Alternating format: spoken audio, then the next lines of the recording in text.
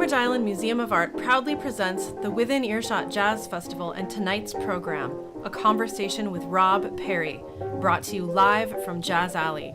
Before we begin, we would like to acknowledge that we are on the unceded ancestral land of the Duwamish and Coast Salish peoples, past and present, and honor with gratitude the land itself and the Duwamish tribe.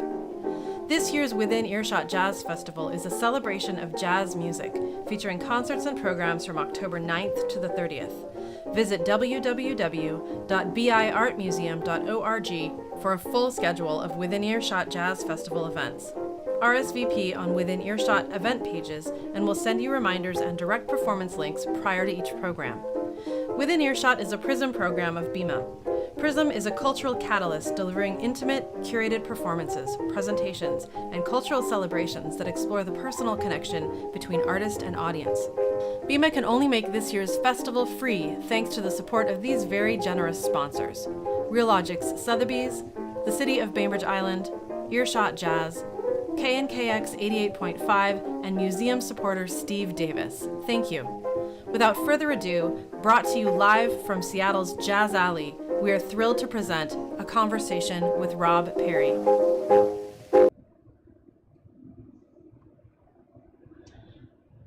Good evening. Welcome to tonight's Within Earshot Jazz Festival program. My name is Jesse Ziebart. I am the Cultural Programs Manager at the Bainbridge Island Museum of Art, and I am joined this evening by Mr. Rob Perry, longtime member of the Jazz Alley family here in Seattle. We would like to first begin by thanking owner and founder John Demetrio for not only allowing us to use this beautiful club this evening, but for also bringing incredible world-class jazz to Seattle for the last over 40 years. Congratulations, we hope you're here for 40 more. Before we begin, I would also like to thank Fausto Torres for providing this beautiful lighting in the background, and Hunter Stroud, who's on AV this evening. Rob, I'm so tickled to be here with you this evening. I can't wait to hear all of your stories and goodies and treats. 40 years is a really long time for a jazz club, especially in Seattle. Jazz Alley's been around here for a while. What can you tell us about when it first opened back in 1979? 79. And Jazz Alley is the third longest running jazz club in the country. Really? But as far as locally, John opened up the Jazz Alley in the University on the Ave in 79, and it was, I went there as a customer first time, and it had its funky charm to it. But then in 84, John opened up a second Jazz Alley, and this was down in Pioneer Square on 2nd and Main, right next to the fire station, and beautiful room, gorgeous room. And so we had two Jazz Alleys going at the same time. I don't know if John ever goes what was I thinking? Right. But I thought that occasionally. So the university had a national name, often with local rhythm sections. Mark Seals, Dean Hodges, Chuck Dieradorf, or staples in as far as sidemen. And then the downtown, the Pioneer Square Jazz Alley was for all the national name acts. And so first show that opened was Ahmad Jamal, who opened the University Jazz Alley. He was kind of John's opener. Mm-hmm. And I spent many shows listening to Ahmad Jamal, and he was my first. And he's right up there as one of my favorites. Oh, really? Yeah. But then after, about 10 months of having two Jazz Alleys, I guess John realized he just couldn't sustain that. We had Mongo Santa Maria playing at the downtown, and all of a sudden we took them and moved them up to the small stage at the University Jazz Alley and plugged them in there and closed the Pioneer Square. I was a little upset in the sense that John, before we closed, John said, well, I'm going to send you up to the University Jazz Alley. And I said, well, why? You know, because the downtown was all the national name acts, and that's where I wanted to be. And but apparently he just wanted to take a look at another manager. And as it turned out, I got to keep my job. Nice. So we did the University Jazz Alley, and then we moved into this location. And I always thought it was 86, but I think I read something was 85. And at that time, this balcony where you and I are sitting did not exist. And there is a portion, you can't really see it with the camera, but there's a portion of a second remodel where John added, there was a deli that went out of business, knocked down the walls, and he added tables there. So there's been two major remodels here. John has a wonderful vision on how to expand this club. And the great thing about putting more seats in is that you have more options on who you can hire, what kind of bands, because you could get more people, because some of those bands cost more money. And, you know, and there's bands that, you know, John couldn't afford before, but with the extra seats, he could. And then I started in 84. I left in 98 for a couple years, got married and ran off. As one does. Yes. Came back to Seattle. John called and asked me if I wanted to help out. I said, sure. So I started helping out, and then all of a sudden I'm the general manager again. And then in 2011, I decided I was going to retire. Really? Yeah. And, you know, job's a handful, and my wife at the time was in her second year of residency, and she always assured me, I'm going to be a doctor, you know, you don't need to work. So anyway, right. We won't get into that, how that turned out, but so we moved to New York, and so lived in New York for a couple of years, which was great and lovely. And yeah, New York. What better jazz scene than New York? Not only in this country, but it's probably the jazz capital of the world. Right. There's more jazz clubs in New York than anywhere, and so that was lovely. But so I came back in 2016, and a couple weeks later got a call from John because there was a need for some help, and he says, "You want to work?" I said, "A little bit." You know, so I worked a little bit, and now that's expanded to, you know, 3 or 4 nights a week. But when I came back, Bernie Spring, who we hired to take my place when I retired, and he's still here. And so I get to work with Bernie, and who does a terrific job, and I get to be the assistant manager, which I'm very happy about. Since you're out of retirement now. Yes, I am officially out of retirement. Excuse me, but I get to work in an environment that I love. And we can talk about that down the road, or why I love it so much. But well, yeah, tell us why you love it so much. Well, I get to hear music every night. You know, I mean, the things that I love about Jazz Alley, I mean, there's many things. You know, I just love that we provide a service which is entertainment and music to the public, and we provide it in an environment that I think is a beautiful environment. I've been to jazz clubs all around the country, and not so much internationally, been in some internationally, but you know, I've a little bit biased. I've never been in a more beautiful club than Jazz Alley. Wow. You know, with all things considered, between, you know, it's a great stage, state-of-the-art sound system, you know, wonderful management, and John does all the booking, and we got great music here, and it's a variety. You know, it's not all. Back in the day, excuse me for keep tugging on my mask. Okay. Back in the day, John would book, especially back in the university. You know, he loved Dexter Gordon. He loved the straight ahead music. Yeah. And that's all that, you know, that was being booked. And, you know, now things have changed and things have evolved in the sense of expanded, where there's blues, there's Latin jazz, there's straight ahead jazz, there's contemporary jazz, there's smooth jazz, you know, and it's really great to have a variety of music to offer to our customers. You've got a wonderful office upstairs that takes care of business, with John and Rachel, who does all our media and social media, and Jessica, who does her assistant, helps John with booking. And our staff down here is great, between our bar staff, Ari, John's and Carla's son, is the bar manager and works is a manager, during the evening outside the bar too. It's a great staff to working with Bernie. He does a great job of running the ship. And he's one of the things I learned over the years. One of the most important things is good hiring, as far as running and managing a club. And I got pretty good at it, but I made mistakes, over the years. And Bernie's great at it. And so that means we've got a really good staff. And so I get to do the things that I enjoy the most, which is being around the music and dealing with musicians. What do you like about that? Well, let me finish and then we'll go back to that. Because I have three things that I really like about my job. Just three, okay. The music and musicians, customer service.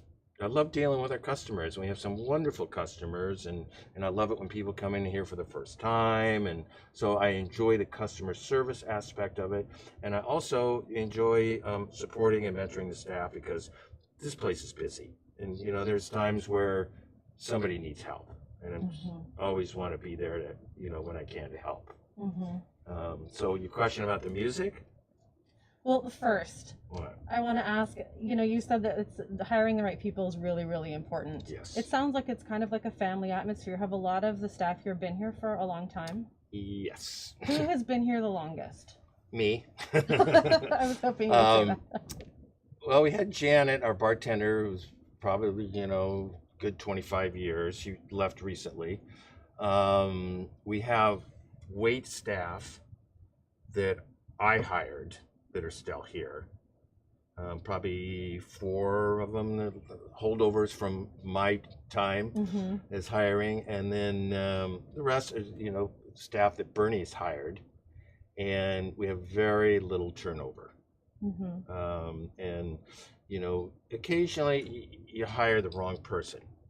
It's you need people here that are open and willing. You have to have teamwork, and this is a different animal than any other kind of restaurant you're going to work with the live music going and the schedule. And once in a while you get a bad apple, but it's kind of you're aware of it. You hire for them to succeed, right? And then you work with them if they're having some issues. But when you get somebody that, they're just not working out, the staff knows.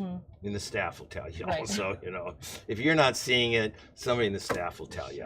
So, but it's a real family environment, starting from, John, the owner, John and Carla Dimitro. And it's so great having Ari here. I've known Ari since he was a little baby, since he was born.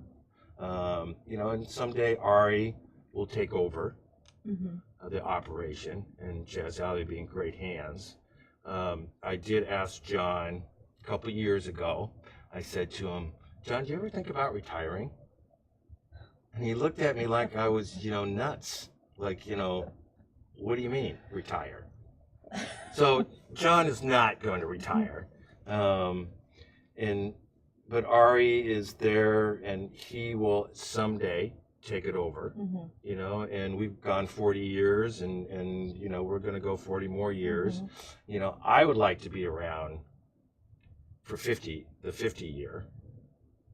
Sometimes they say, sometimes I joke that, I still be working here. I'll have a walker and a hearing aid, but I'll still be here. But all in all, I've been very blessed to work it's such a great place with such a great owner, and now get to work with Bernie and Ari and the management staff and everybody. It's being around the music. It's just, and I'll tell you another thing that I really like about it is that it changes. How does it change? Every week it changes, because we have different music. And so Um, typically what we do is we have a Tuesday and Wednesday show with an artist, and then we have the Thursday through Sunday. And this is typically our schedule. Sometimes we open Mondays for a one-night show. So it's always changing. Every week there's a different music. So and that brings in different crowds. And if you're the kind of person that likes things the same all the time, I don't want change, then Jazz Alley's not a good place for you to work. But for me, I think with my personality, what I like, I love the fact that it's different all the time, and that, you got to stay on your toes, and you got to adjust, and, you've got different musicians coming in. Sometimes you've worked with them for years. Like Taj Mahal comes in here, 20 plus years. But other time, you have new artists coming in, and you establish that little relationship, and, we take very good care of our artists. But especially when they come in for the first time, let's see what they got here. But we've got a wonderful reputation, and it's. So you started here in 1984. Correct. How did you hear about the job? What was the hiring process like? Because now we have Craigslist, we have all these online platforms. What was that like? I got a phone call from Sal, who was then the manager up the University Jazz Alley, because I knew Sal, because I was working as a manager at the America's Cup restaurant, which is right above Gasworks Park, and his girlfriend was a bartender there. So I met Sal and got to know him a little bit, and then I remember he brought John in one time, and they were in the bar, and I met John. But I didn't know John, and so Sal called me and said, we're going to open up a second Jazz Alley. Do you want to interview for a manager's job? And then I said, yeah, sure. So I sat down with John and Sal, and John told me that they were going to open a second one, and John kind of made it sound like, well, you manage a club, you bring people in, they sit down, they eat, you give them the bill, they leave, and I think, okay, well, that sounds pretty easy. Not so easy. Not so easy. But, I took a couple days and thought about it, and John called me, and he said, well, what do you think? And I said, well, I'm still thinking about it. And he called me the next day, and I said, I'm still thinking about it. And he goes, well, you need to decide right now.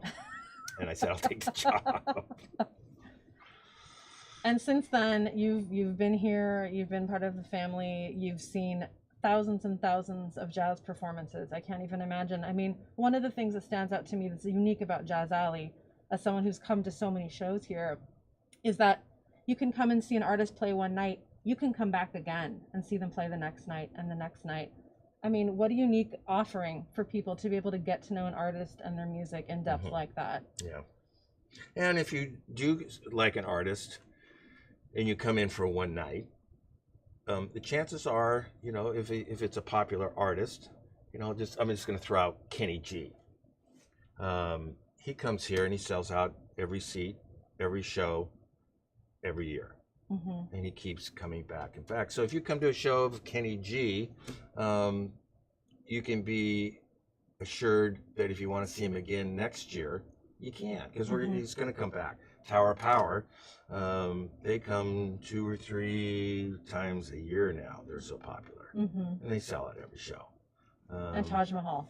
Taj Mahal every Thanksgiving. I'm really sorry that we're not going to see him this Thanksgiving, but yes, that's our Thanksgiving tradition, Taj Mahal.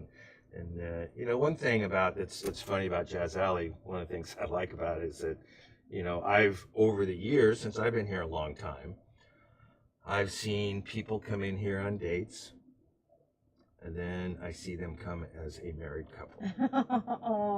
And then I see them come in here, and sometimes they'll be celebrating an anniversary. And then I see them bringing kids, their kids in. And I've even seen their kids come in on a date. So, I mean, I love seeing that, generational thing. And you have a very loyal following. Yes. Very loyal. I mean, I met you back in 1994, And now it's 2020, and I'm getting to have this conversation Yeah. with you. So. No, and I remember you used to come in with your parents, especially your dad, and your dad was so nice, and I remember you had doing some kind of high school jazz. Jazz, yeah. And so it was always great to see you come in with your dad and your mom. A lot of students come to Jazz Alley too. I mean, the jazz program in the high school level here is just so competitive and amazing that Jazz Alley for me was very much an educational experience. I mean, I went to college for jazz after the fact, but this was definitely a place of education for me. Is this where you learned a lot about jazz also? Oh, yeah. I mean, I was not, John didn't hire me for my jazz knowledge. And, I mean, I spent some time at the University Jazz Alley. I wasn't even a regular customer. But, I like live music, and I've listened to live music for years. But it was more, rock and roll and pop, and not as much jazz. And so I learned, my jazz education came working Jazz Alley. And I'm really grateful the first person I worked with, Ahmad Jamal. No kidding. And he was a tough guy to work with. Why was he tough to work with? Well, a few things. It's okay if you can't say. Well, I'll just tell you this quick little story that. I'll tell you two little quick stories about Ahmad Jamal. So he's first one playing the Pioneer Square Jazz Alley, and second night, second set, John says, "Well, bring up the band." I go, "No, I want to practice. It's only fair that I get to practice." Introducing the band? Yeah. I mean, did I have stage fright? Hell yes. I mean, I was nervous about getting up there in front of people and announcing the band. I'd never done it before. And then on the third night, second set, he said, "Bring up the band." And I said, No, John, we haven't practiced. And he goes, "Bring up the band." So I brought up the band, and I screwed up the bass player's name, who I will always remember now. It was James Kamak. And I somehow screwed up his last name. And as Ahmad Jamal walks up the stage, he walks by me and goes, lets me know really clearly, "You screwed up his name." Oh, geez. So I was like, oh, God. And then I remember one time that he got a kind of a mediocre to almost not very good review from a reviewer of the Seattle Times, Adam Wong. And Ahmad told me the next day that he called up the Seattle Times and wanted to complain about the reviewer. And I said to Ahmad, what do you care? I mean, you've got this incredible career, and one of the greatest jazz pianists in the history of jazz. Why did that upset you so much? And he said, "I am not going to let some local writer, make a name for himself by criticizing me." And said, okay. And I became pretty close to Ahmad. I would say, as far as artists that have come here over the years. And I was, I really appreciated and liked him. And he, of course, played one of my all-time favorite songs. Which is? Point Siena. That was, it was actually, back in the 50s, it was kind of a jazz hit.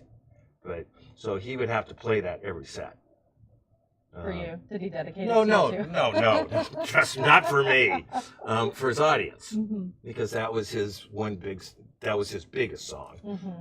It's a beautiful song. It is. And, I've heard it, I don't know if I can say hundreds of times, but close to it.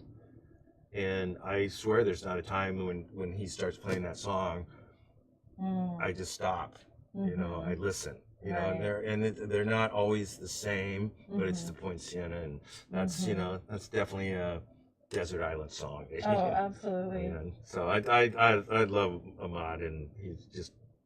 So how important are is your role at Jazz Alley? How important are your relationships with the artists that come in? Well, it's a good question. I mean, what is your relationship with the artists that come in? Well, it varies. Some artists come in and they have a manager, Some come in with a manager, some don't. It's always nice that the ones that come in with a manager, because you've got somebody to deal with, and if there's something, like, they played a short set last night. It should have been another at least 5 minutes, so you can tell the manager, and the manager can tell him. It makes it easier sometimes than going straight to the artist.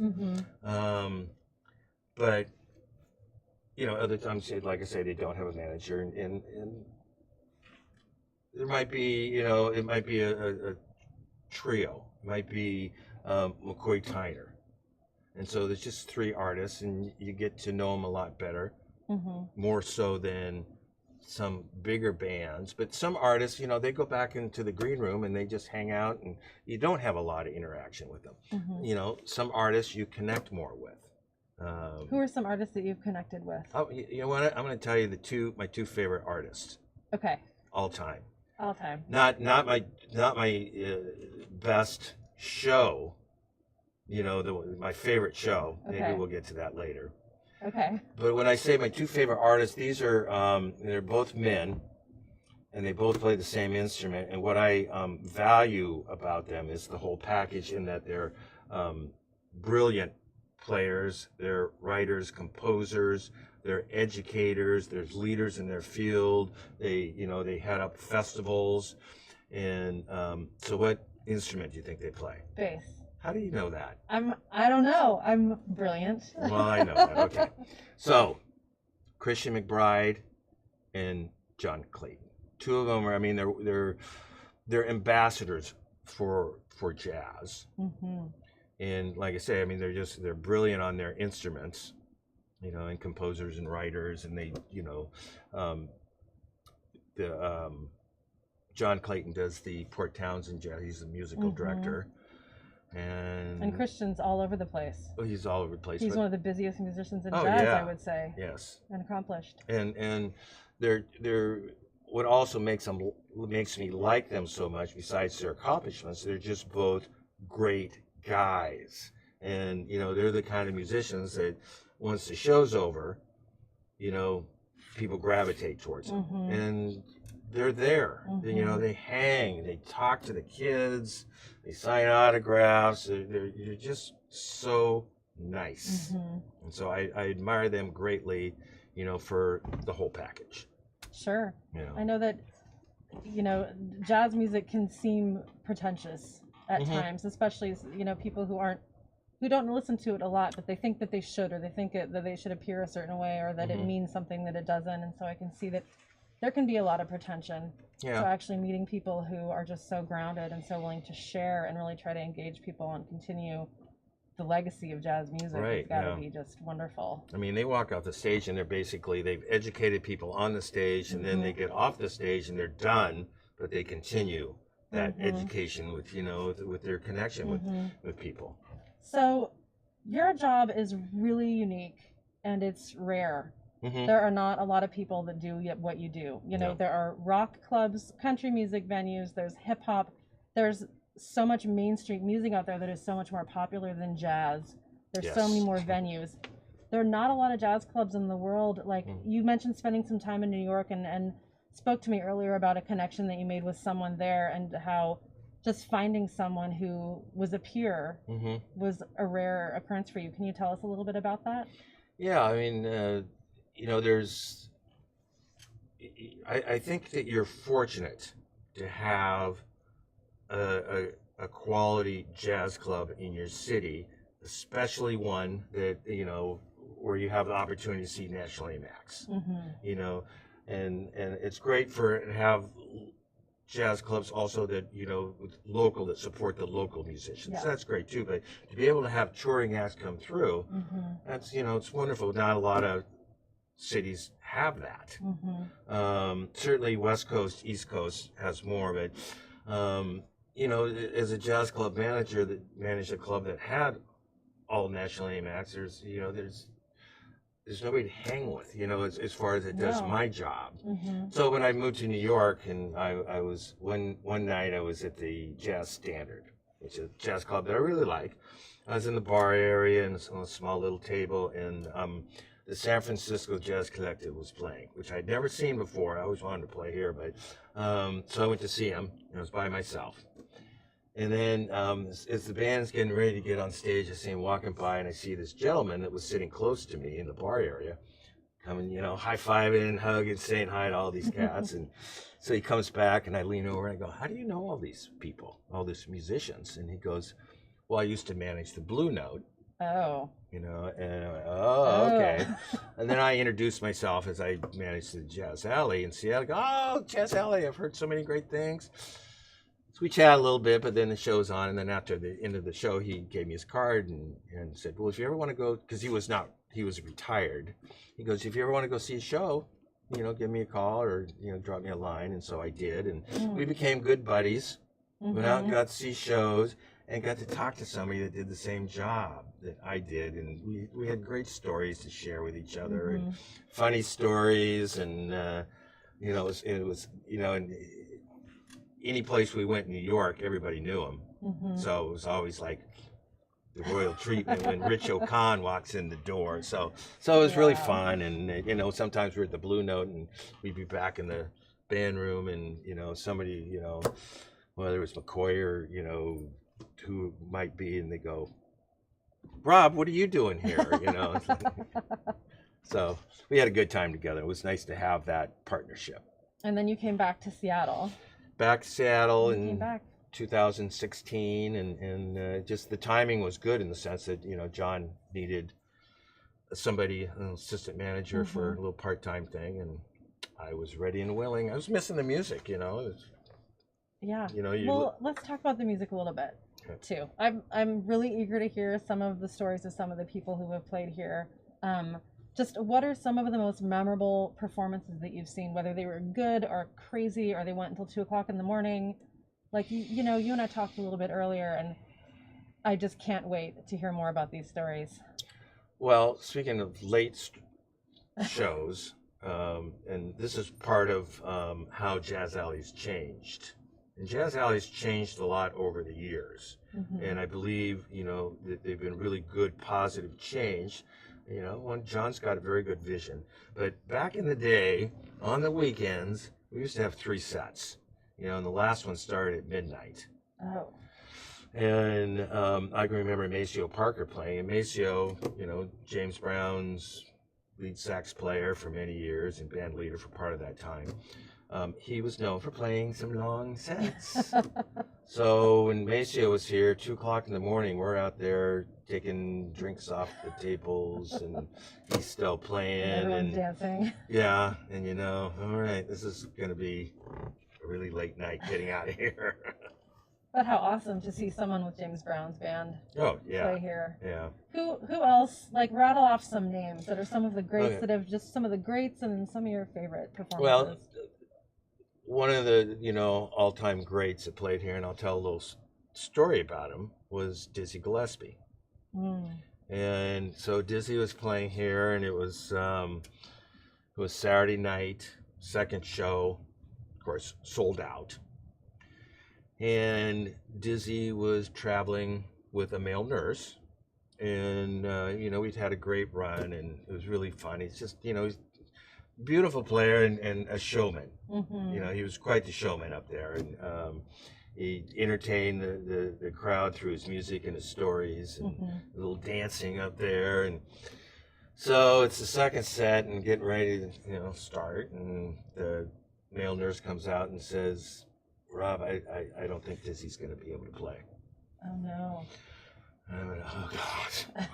I immediately called John, and John, what are we going to do? And John says, well, just keep me updated. Let me know what's going on. And so about 10 minutes later, the male nurse comes out and says, okay, he's ready. I went, great.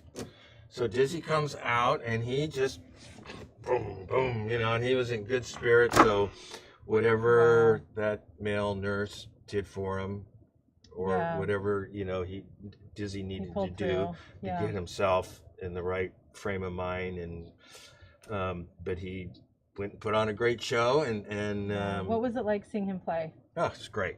He's a legend. Yeah. And again, he kids knew him from Sesame Street. Sure. People knew him internationally, and it's just a tremendous jazz star, and he was just so good on stage, and he just like I say, he entertained everybody so well. But so after that, he went back to New York, and he'd had bouts of not feeling well. And so he went back to New York, and 2 weeks later he died. Oh, wow. And so I can say that I was the last person that ever brought Dizzy Gillespie up to the stage. Oh my goodness. Wow. So, what an honor that must have been. Yeah. So, and Dr. John was great.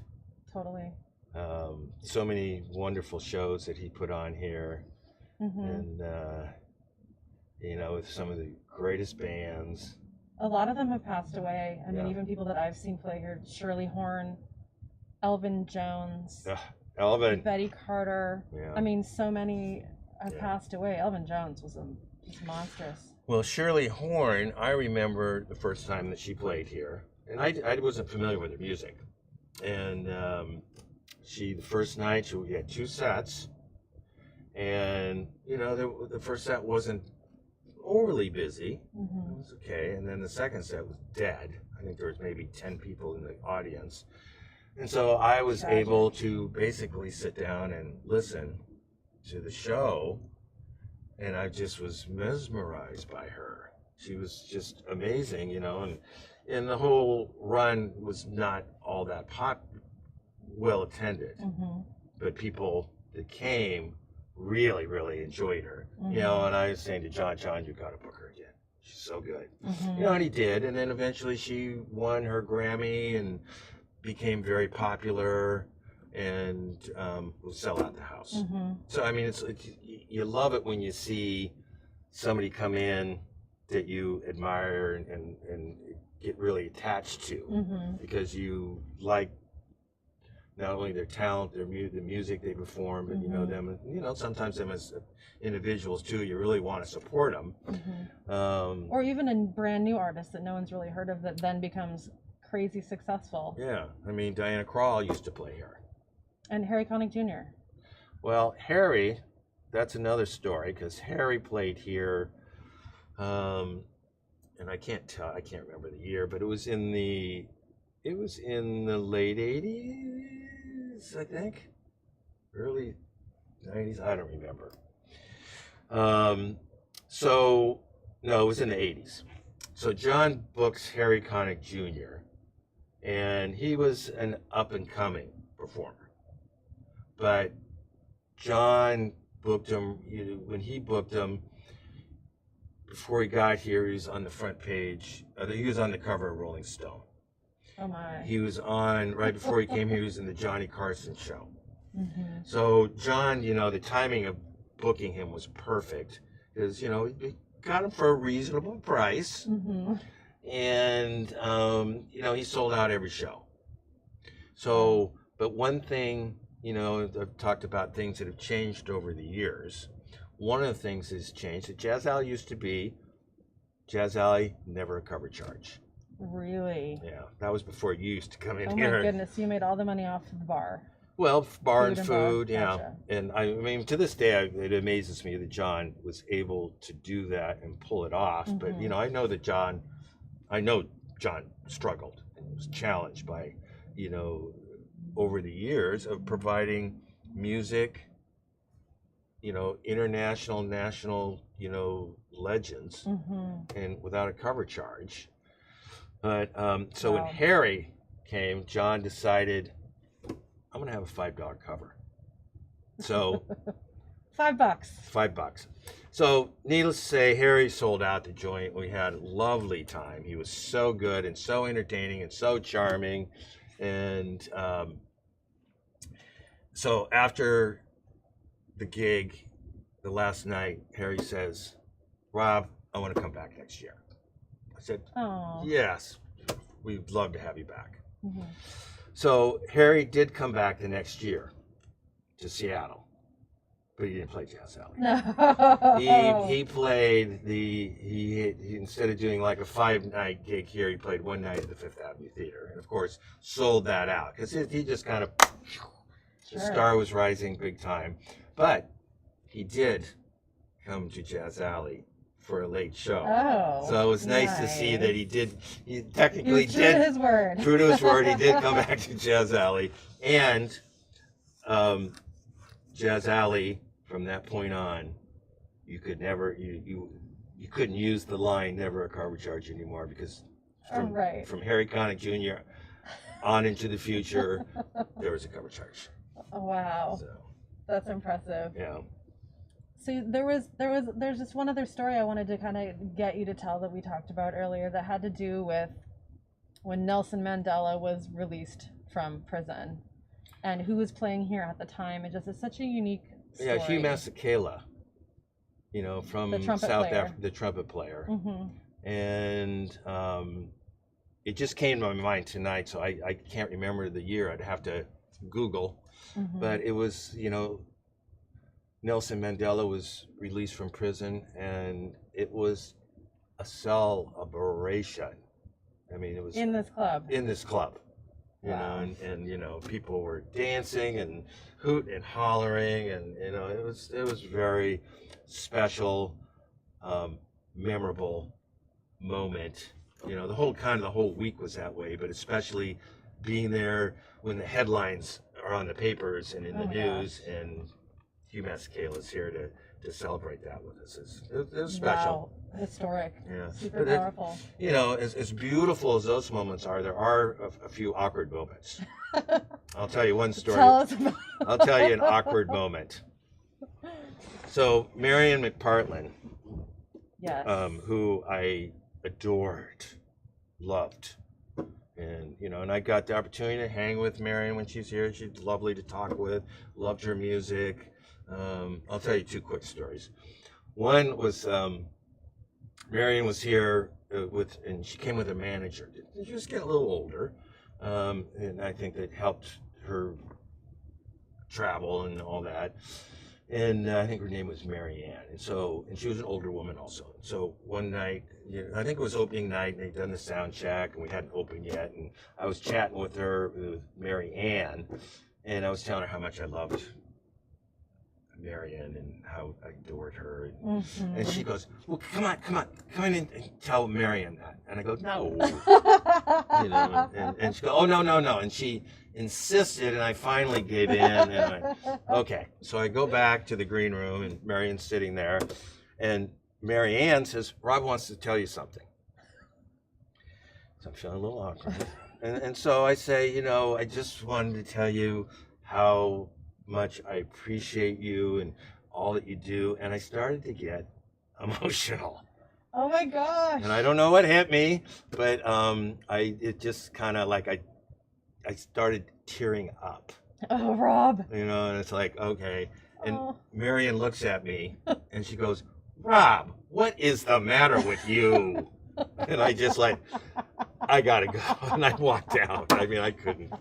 But I spent so many wonderful moments and times with Marion. But then there was this other night where we had this customer, a regular customer, as a woman. She would always come in by herself, and she was a little awkward, a little shy, something was a little awkward about her, which I kind of specialize in because I want to make them feel comfortable.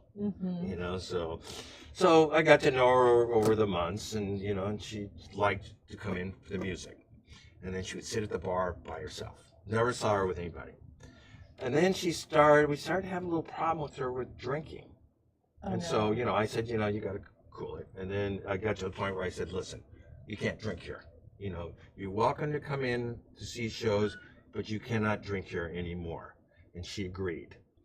And so one night, Marion was playing with her trio, and somebody comes down at the front desk, and somebody comes down, a server comes down the stairs and says, "That woman has got a drink, the one that you cut off." So I come upstairs, and here she's standing. She's kind of standing right there, and I walk over to her, and I said, "Listen, we made an agreement that you could not drink." and I took her drink from her hand. Marion is doing a solo. As I take the drink from her hand, she screams out, "Rob, you've ruined my life." Marion stops in the middle of her solo, grabs her announce mic, and gets on the microphone and looks up here at the balcony and goes, "Rob, what did you do to that woman?" So that was a little embarrassing moment. Of course, Marion had to point it out, but she was just lovely to work with. And other people, about your connections. Ray Brown. Just wonderful connect. I used to golf with him and Harry Sweets Edison. What? And when they were in town, and it's. Who was better golfer? I wasn't. Wasn't you? See, sometimes we play teams, and I remember one time Ray and I were playing against Harry Sweets Edison, and I think it was Bill Donovan. And another I think he was the member of the country club that we got in. Mm-hmm. Playing for chump change. And so I had a mean slice that would go over there, and Ray was getting pissed at me. And, "Rob, just hit the ball over there, and maybe I'll go straight," And Harry Sweets would go, "Rob, don't worry. He gets a little carried away with the golf game, But, and then, of course, I would drive him, and then we'd drive home, and those two would be conked out in the car while I'm driving, and then we'd have a set of music that night, mm-hmm. and just be wonderful. Sounds like a perfect day, actually. Yeah, and yes. Really? Yeah. Oh, God, yes. And then, the times where Ray and Gene Harris on the piano with, what's his first name? Jeff Hamilton, thank you, on the drum. What a swinging. Those guys could swing. I don't know who swings harder than that trio, honestly. Yeah. I miss that. And I think John misses, I know John misses some of that music, mm-hmm. Because it's what we were around for so long. If he could bring back somebody, he'd bring back Dexter Gordon in a heartbeat, Absolutely. And, So who, if you're willing to share, who are some of your all-time favorite performances here?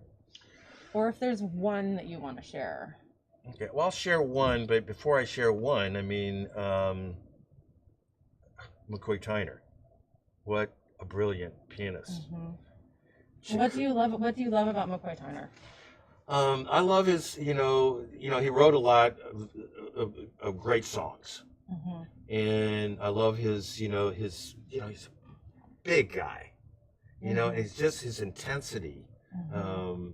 On that keyboard. And it's very physical. Yes, yeah. Mm-hmm. Amazing. And then you hear a ballad where it's as sweet as can be. And he was always moving for me. I got to see Oscar Peterson. Mm-hmm. That was, a treat. I did write down a few here since I wanted to tell you a few that I've seen that I really, Sure. So I'm going to roll off some names, but Please rattle them off. But I am going to tell you my all-time favorite. Okay. We'll get to that. I can't wait. Nat Adderley, Art Blakey. Oh, wow. I remember Art Blakey with Jeff Keezer was his pianist, mm-hmm. and Jeff was like a baby. Yeah. And I remember that Art left him on the stage for like about a 10-minute solo. It was like he took the whole band off. It's like, okay, this is your education, baby. Mm-hmm. Benny Carter, Joey DeFrancesco, the Heath brothers, mm-hmm. Johnny Griffin, Lionel Hampton. He'd come in with his big bands. Wow. Freddie Hubbard. I remember I was in Chicago, and how are we doing on time? We have about 5 minutes. Okay, I'll wrap up this quick story, then I'm going to tell you my all-time favorite. I was at the Blackstone Hotel where they had the jazz club there. Mm-hmm. Joe Siegel ran the jazz club. He's the famous name in Chicago. He with his jazz showcase, mm-hmm. and so I went and introduced myself, and he goes, well, who'd you have? He was kind of gruff. He goes, who'd you just have at Jazz Alley? And I said, well, just Freddie Hubbard. And he goes, that asshole. And I go, you know, and he goes to explain that because the band stayed in the hotel where the club was. And he goes, he stayed in the hotel and he was still 15 minutes late for the gig, you know. So Freddie was kind of notorious for being late, but it was funny to hear him say that. But so you're one. So people, I'm going to let you ask me. You ask me. People will ask me, Who's your favorite performer at Jazz Alley of all time? You know, and you know, I'll be seating somebody or schmoozing or talking to people, and I'll usually answer, oh, there's so many. You know, there's so many great. I'll read off a few names. Right. You know, but if you want to know my very number one favorite, that is Betty Carter. Oh Betty Carter was just an amazing woman. Incredible vocalist, dynamic, you know, shows, just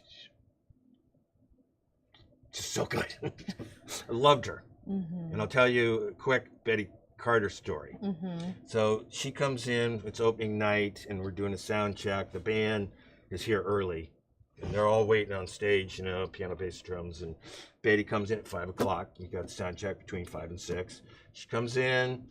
I'm sitting there at the table. She comes over, hey, Rob, how you doing? And she sits down, and we start talking, which I'm thrilled at because Betty was a little intimidating for me. She was, you know, strong woman, and you know, she didn't mess around. And she was not happy. She let you know, and but I adored her and loved her, but a little intimidating. So she sat down, and she said, so how are you, Rob? What's going on? You know, so I'm in seventh heaven. I'm talking to Betty Carter. You know, it's one thing to listen to her music and enjoy the shows, but, you know, I get to hang right now, and I'm enjoying this and loving this. And so we spent a half hour. And then she goes, well, Rob, we better do a sound check. So she goes up to the stage, and she goes to the drummer, Troy Davis, and she starts yelling at him because he left his cymbals on you left your cymbals on your drums in Oakland. What did you do that for? You know, and then she goes to the bass player, and I don't remember the bass player or the pianist on that particular gig. But she goes to the bass player and criticizes. Then she goes back to Troy and yells at him for something. Then she goes to the piano player, and then back to Troy. She's just murdering Troy. Mm-hmm. And then after about 20, and back in those days, I was doing the sound, which we have our wonderful sound engineer over there in the corner, we can't see with the camera, Fausto Torres. But back in the day, I used to do sound, and I wasn't well trained for sound. We had a small little console, as opposed to with the huge 2 consoles we have now, and the state-of-the-art sound system. You know, I would just kind of do the sound check, set it up, and then walk away, and hope we didn't have any feedback. So Betty's doing this for about 20 minutes, and then all of a sudden she looks up at me and she goes, okay, Rob, I've used my voice long enough. Let's just do a sound check on the first song. And I'm thinking, oh, geez, really? You have to mix it live. Yes. I'm going, oh, God, okay, you know.